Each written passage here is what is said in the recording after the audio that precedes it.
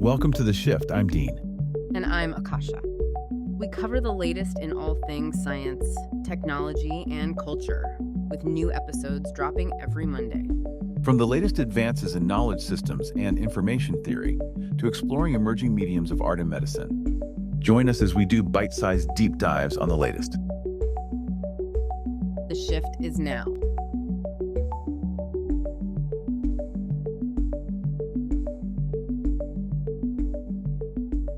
Imagine, if you were a robot exploring the vast Martian landscape, and then it needs to Right. dives into an underwater cavern. Okay. So it seamlessly transforms its legs into flippers. Right. That's the ambitious goal of adaptive morphogenesis in robotics, Wow. or AM for short. Right. And it's not just a cool concept. It has the potential to revolutionize how we design and use robots in every field imaginable. Yeah, it really does. When we're talking about AM, we're talking about robots that can essentially evolve on demand. They can change their physical form to adapt to new environments and challenges. It's incredible. And to really dig into this, we're looking at this fascinating article from Nature Reviews Materials. Okay. It's called Robots That Evolve on Demand. Right. It's a perspective piece. Mm. And it lays out the state of the art in AM, Right. all the hurdles that researchers are tackling, and the mind-blowing possibilities this technology unlocks. Yeah, and I think what's so fascinating about REM is that it's not just about mimicking nature, it's about potentially surpassing it.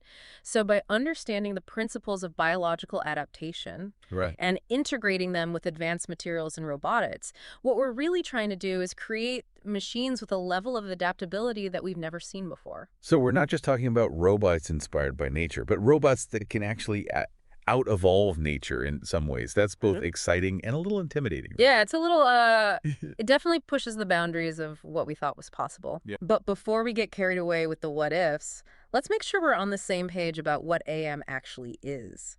We're talking robots that can change their physical structure in real time using special materials and mechanisms built right in. Not pre-programmed movements, but actual physical transformation. Exactly. Like, imagine a robot that can go from a four-legged walker to a snake-like crawler to, squeeze through tight spaces Yeah. and then reconfigure itself back again. Exactly right. Or you could even think about a robot that could, repair a damaged limb by redistributing materials within its own structure. Okay. So it's essentially healing itself. Okay, that's starting to sound less like engineering and more like, well, magic. Maybe.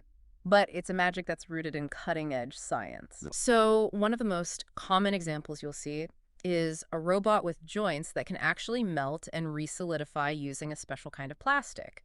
And this allows it to change its walking style on the fly, adapting to different types of terrain. Wait, so they melt their own joints? Yeah. Isn't that a bit dangerous? It sounds very dangerous. What's to stop the whole thing from just collapsing into a puddle of plastic? Well, that's where the ingenuity of the design comes in. They're designed with very careful consideration for things like heat dissipation and structural integrity, so the melting is highly localized and controlled, Right. allowing for specific, targeted transformations without compromising the robot's overall function. So it's like a very precise, very controlled meltdown. Not exactly the robot apocalypse scenario I was picturing. Not yet, anyway. But jokes aside, this ability to self-modify could revolutionize how we approach really challenging environments.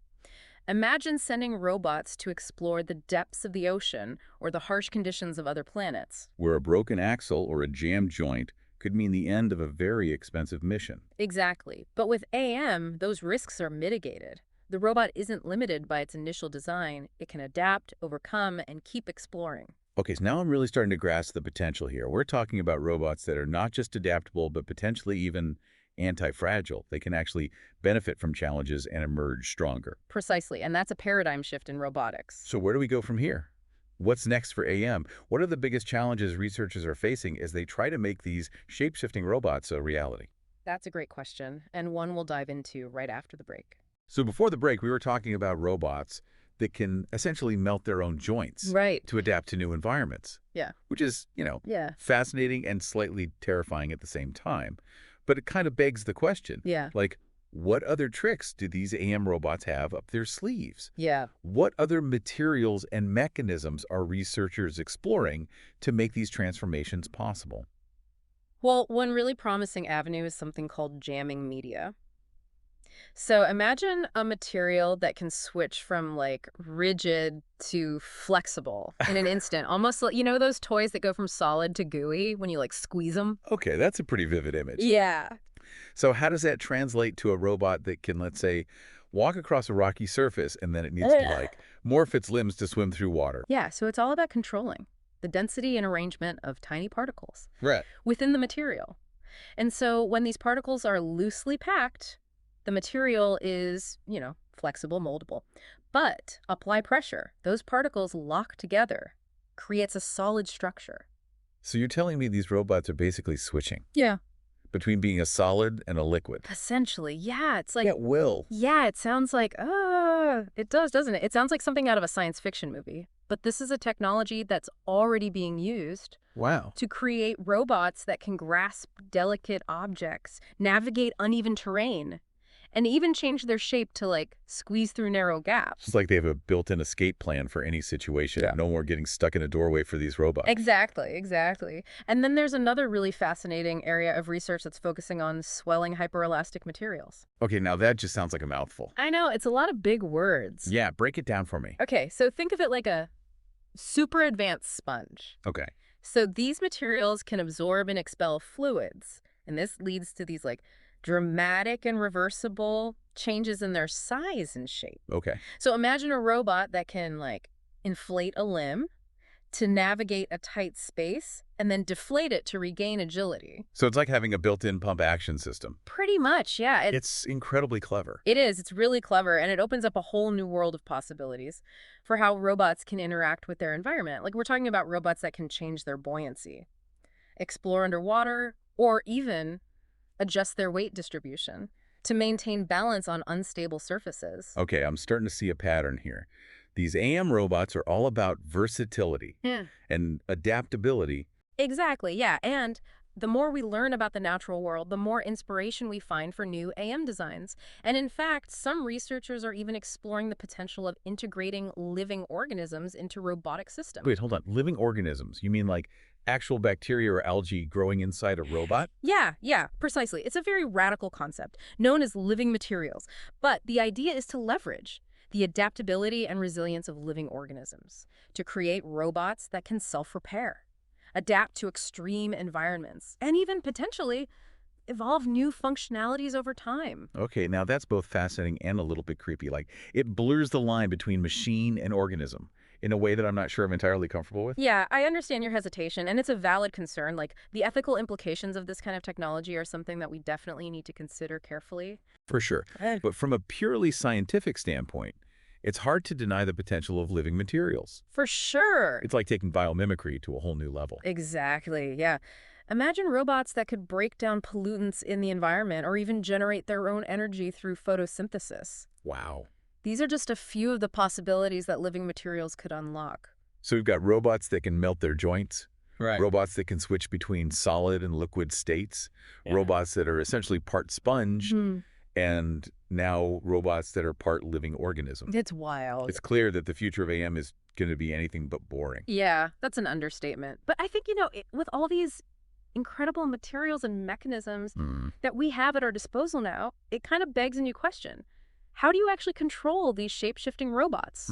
How do you go from a cool concept to a functional machine Right. that can adapt and perform tasks in the real world? That's a great question. And I imagine it's not as simple as just programming in a set of instructions. Yeah.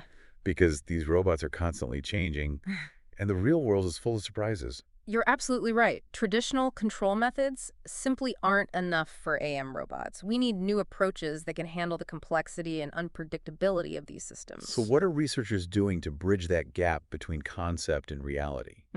How do you teach a robot to adapt and make decisions when its body is in a constant state of flux?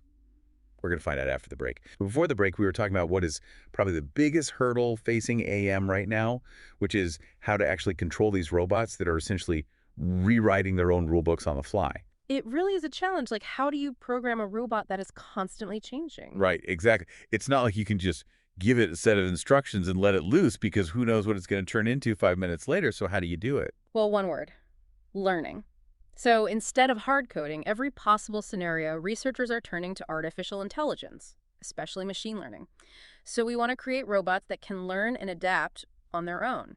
So it's less about giving the robot a set of instructions and more like giving it the tools to figure things out for itself. Exactly. So one really promising approach that's being used is something called reinforcement learning. Okay, I've heard that term before, reinforcement learning.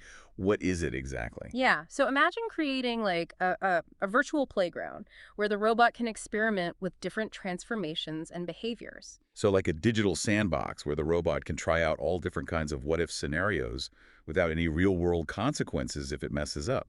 Precisely. Yeah. So the robot is rewarded for actions that lead to desired outcomes, like, successfully navigating an obstacle course or manipulating an object. And over time, it learns which forms and behaviors work best for different situations.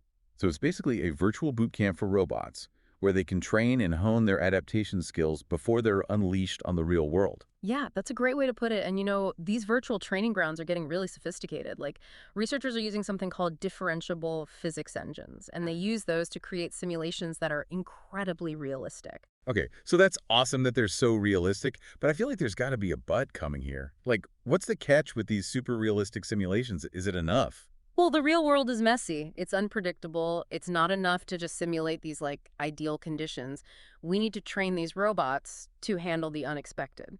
So how do you teach a robot to expect the unexpected? By throwing in some curveballs, of course. So researchers are developing ways to inject randomness and uncertainty into these simulations, like sudden changes in terrain, unexpected obstacles, even simulated sensor malfunctions. So it's like that old saying, hope for the best, prepare for the worst, but for robots. Exactly, because the goal is to make sure that these robots can adapt and thrive in the face of real-world challenges, not just in a perfectly simulated one. And that's where we kind of circle back to that concept of physical intelligence, right? Absolutely, because remember, physical intelligence is all about a robot's ability to leverage its own physical properties and how those can change to adapt to its environment.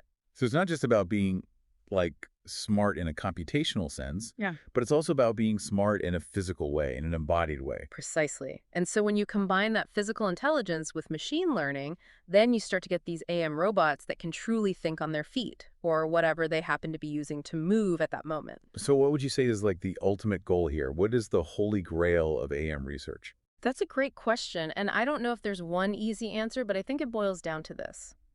We want to create robots that can not only survive, but thrive in these environments that are constantly changing and often unpredictable.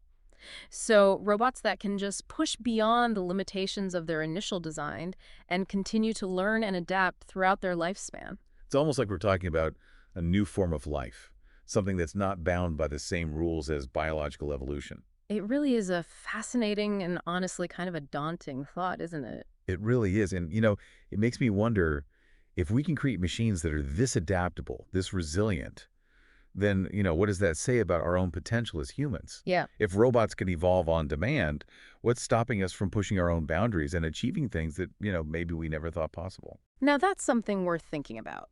Definitely some food for thought. And on that note, I think we've reached the end of our deep dive on adaptive morphogenesis in robotics. From self-melting robots to virtual training grounds to the very nature of intelligence and adaptation, it's been quite the journey. It really has, and I think it really just highlights how rapidly the field of robotics is evolving. It's really incredible, and for all of you listening, we want to hear from you. What possibilities and challenges do you see on the horizon as AM continues to develop?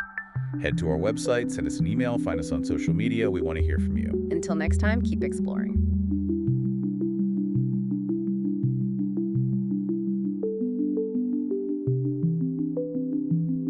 Don't forget to like and subscribe. Join us on October 10th for the Shift event hosted by SF Tech Week. If you like today's podcast, share your thoughts on X, Instagram, or Facebook. We'll be reposting our favorite comments. And that wraps up this episode. Thank you for tuning in. And remember, the shift is now.